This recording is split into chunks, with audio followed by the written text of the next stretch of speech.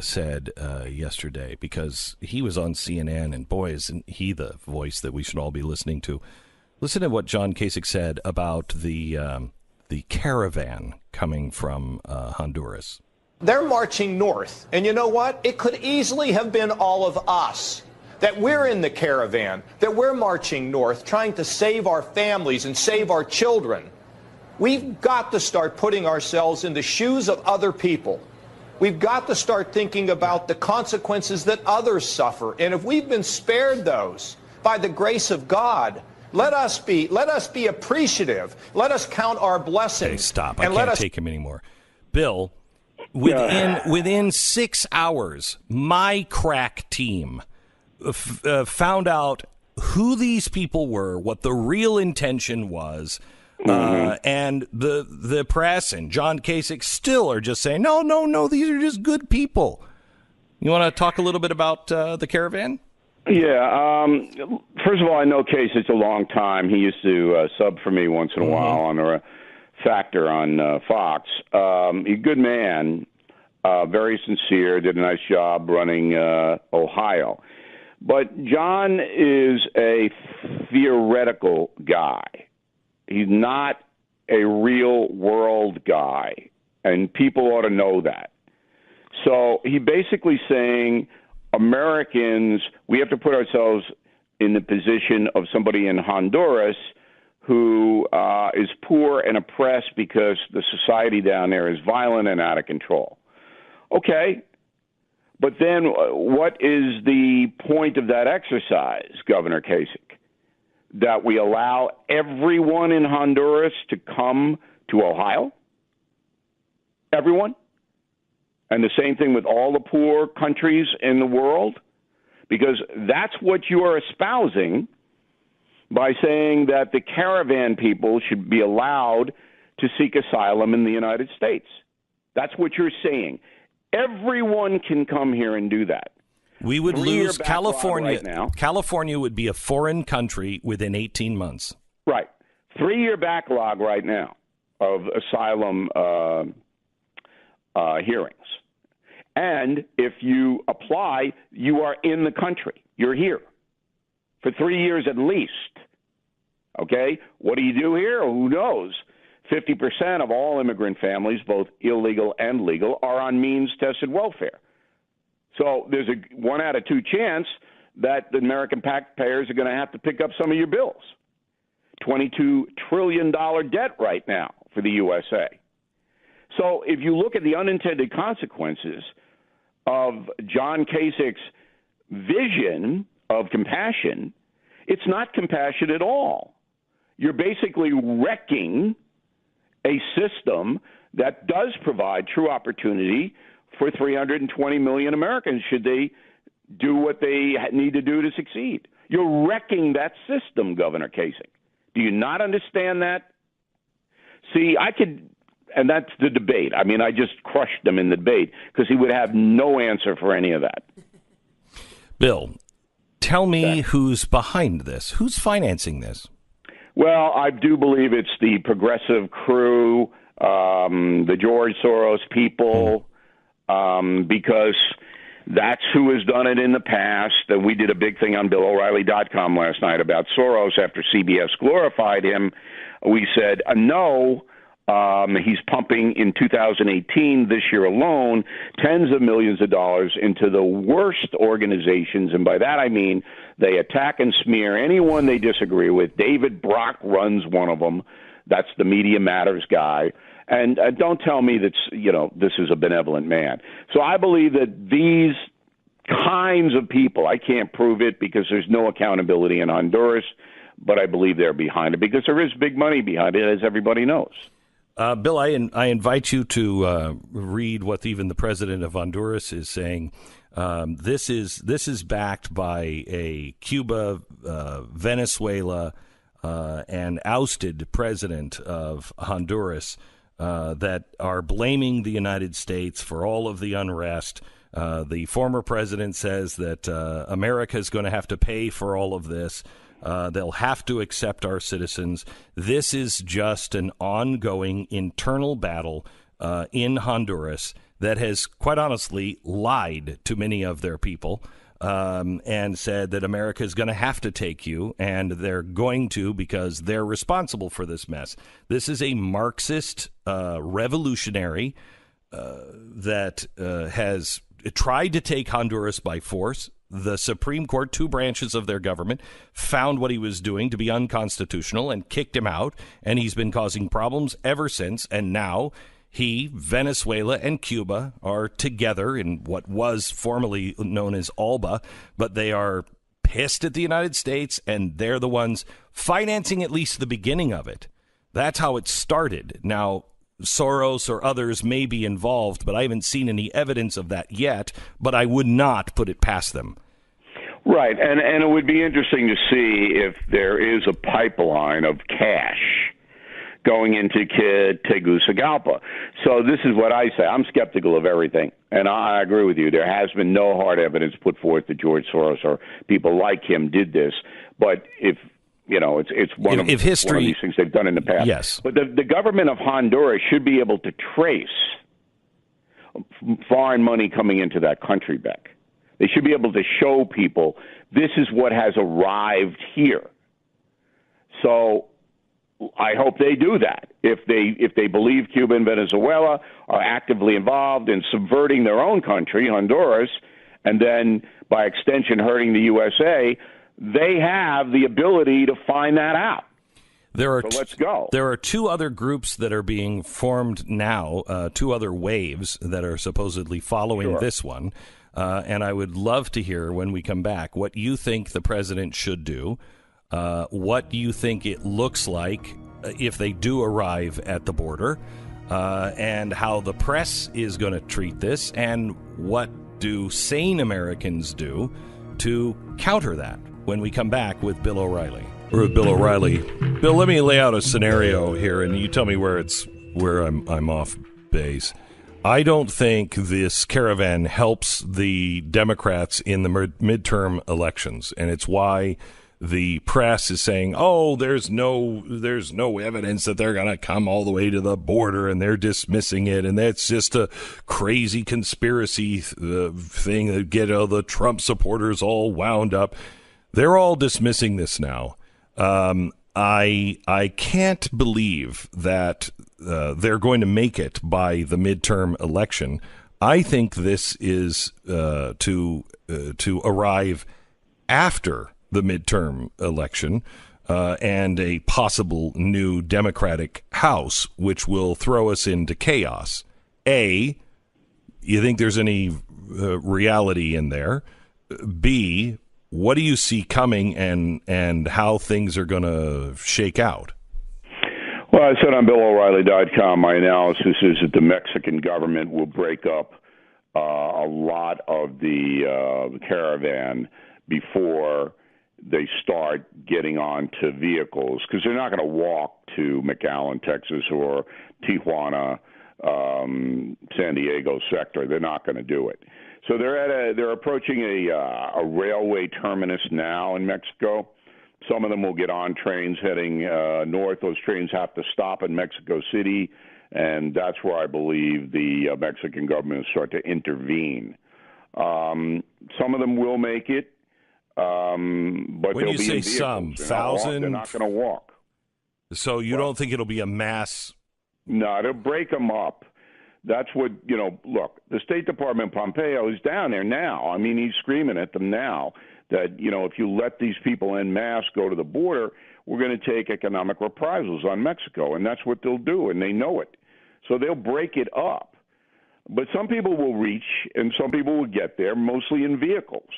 That's where the smugglers come in, the cartels come in, the Pueblos in Frontieras already has vehicles down there.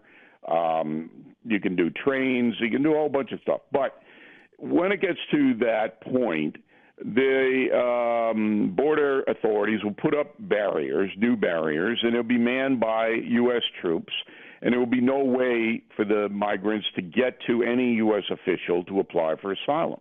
Trump's already said he's going to do that. He has to do it. The left is hoping for some kind of violent confrontation. That's what they would like to see. But I agree with you that this is not helping the Democratic Party in the vote 10 days from now. How bad it's hurting them, it depends what section of the country you're in. Do you see the possibility that real radicals would like to set up a Palestinian Israel situation at our border, and it would be handled exactly the same way by the media as they handle the Palestinians and Israel? They show the big bad state beating up on the little guy. Do you? I mean, I said 2 years ago, this is what our border is eventually going to look like. They are going to set up a Palestinian kind of situation, and we're going to be Israel. I mean, they've already done this, on the small stage. Bring it to Broadway, bring it to the American border, and that's the way they'll play it. Maybe, but the Mexican government does not want that. All right, they don't want. They got problems on a border. Juarez, one of the worst places in the world. Tijuana right behind. They don't want all this because it drains their infrastructure. I mean, this is an environmental disaster for Mexico. These people all need facilities. They need water. They need food. Mexican people are poor. There's not the infrastructure to support this. So, yeah. So how do the left would love shanty towns there with mothers and babies and look at the United States. They're rich and look at these people and let them in. Sure. But the Mexican government, I'm telling you, is under tremendous pressure by the Trump administration not to allow any of this to happen. So, how do you move 7,000 to 14,000 people and just find enough water? How is this not a humanitarian crisis? It's a disaster. Now? But they have it set up whereby there are tents. Who paid for those tents? Yeah, you would think the media would care. Nah. You kidding? No, Bill. No. All they want to do is take the pictures of the poor baby and children and mother. No, Bill. Care? But they care so much about the humanitarian side of this. You would think that they would find out, is there enough baby formula? Yeah, who's paying for it? Right.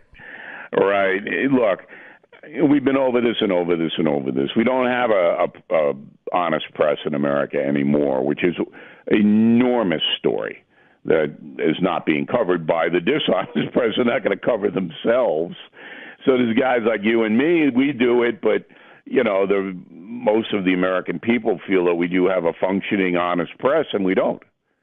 On any level. Let me ask you this. There was a story out this week, and I know you touched on it, about the 1 in 4 college students were in critical distress in response to the Trump election. 25% said they felt like they had PTSD. Yeah, this is at Arizona State University and in Tempe. And look, it's just an ongoing indicator that there is a segment of the American population under the age of 30 who cannot cope with life. That's why you're seeing the rise of opioids. You're seeing this whole thing. It all plays into rise of we suicide. Just can't handle it. Yeah. We can't handle any stress. No stress zone. We can't have any. We have microaggressions. I'm offended by a sign. I'm offended by a speaker. I'm offended by a hat.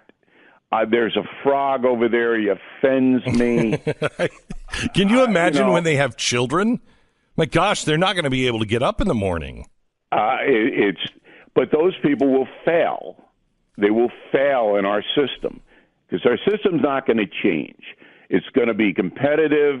It's going to be self-reliance.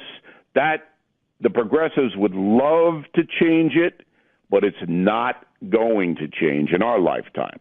And these people who have all of this anxiety about Donald Trump being president or whatever else it may be are going to fail in the marketplace. Going to give you an opportunity to address Megyn Kelly. Anything to say about Megyn Kelly?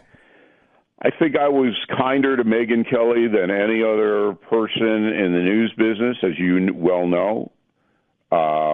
We featured her on my program in a segment called The Kelly File, which became her name of her program when she got one.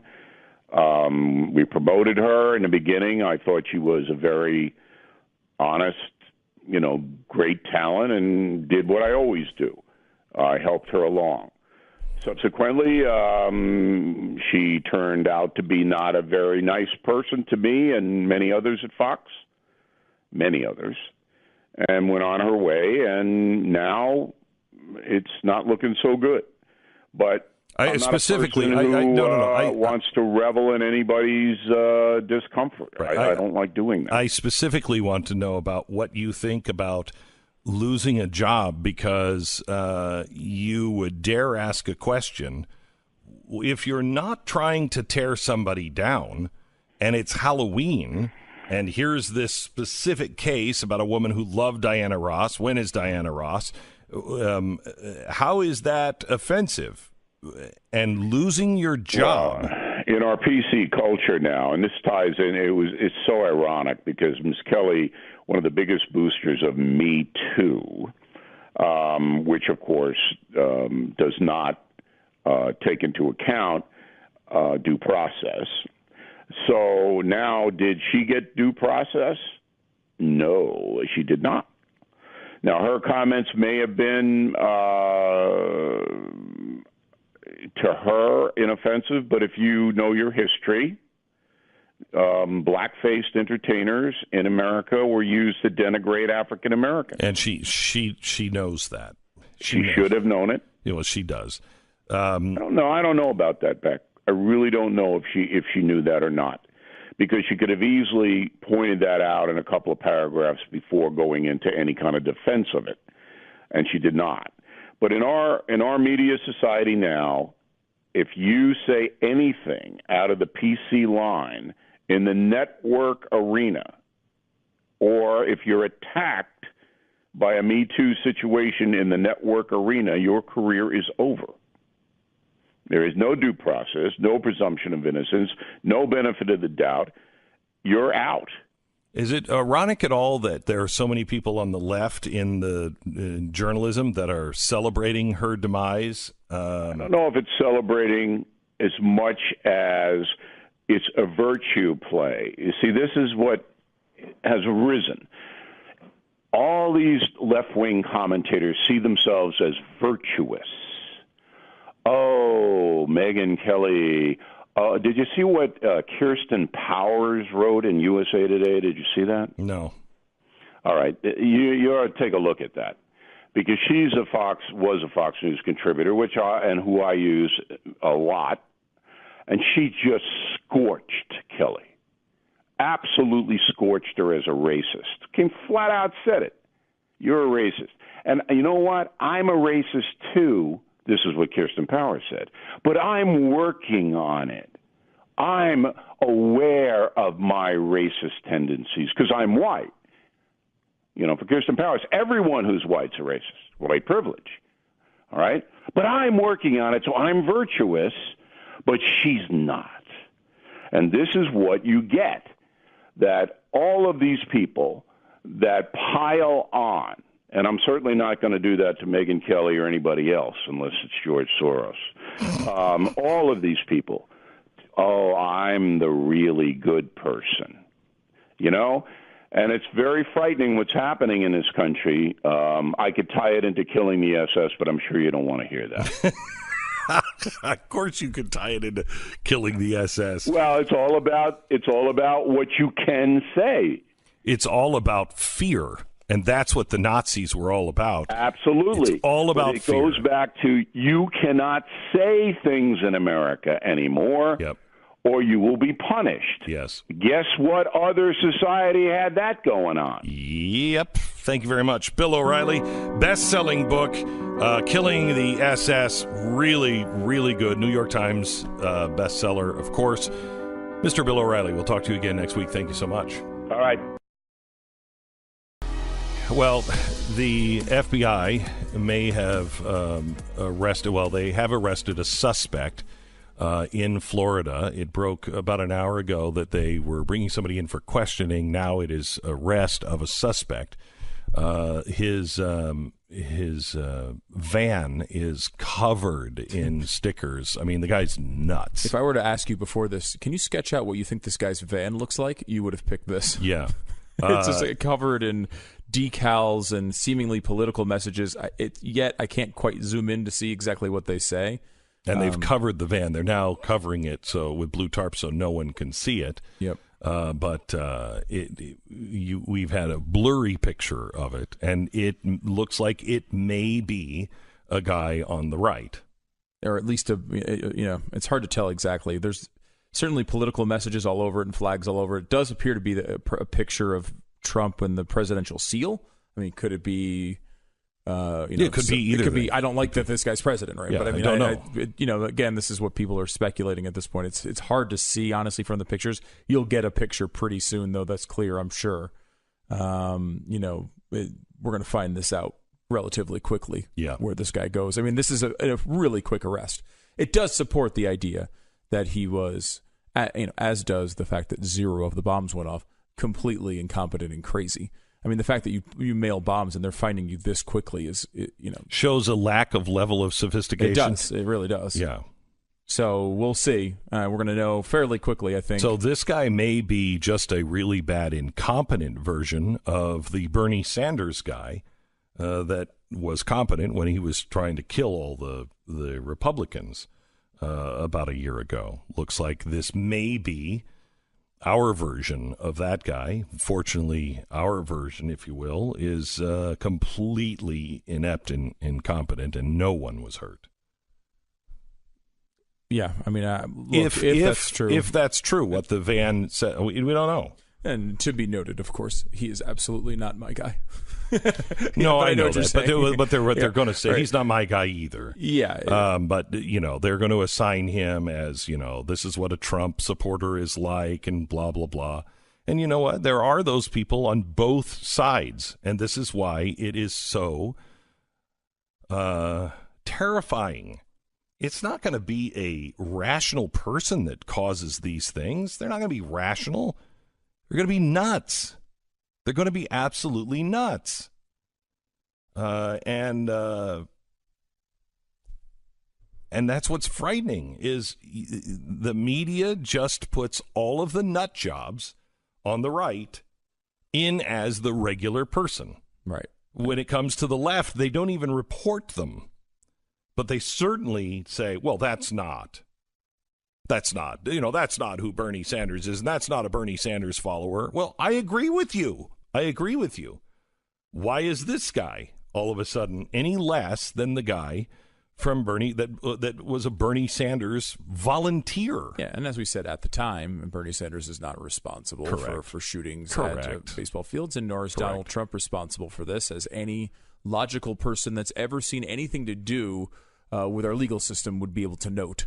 But again, we're not going to know enough about this. This is a product of the world we are creating now, and that is all of us. All of us are creating this, and it's not going to stop until both sides realize it. Until the media says, "Okay, wait a minute, what did we do that makes you think that we're the enemy? What did we do?" And actually listen to half the country.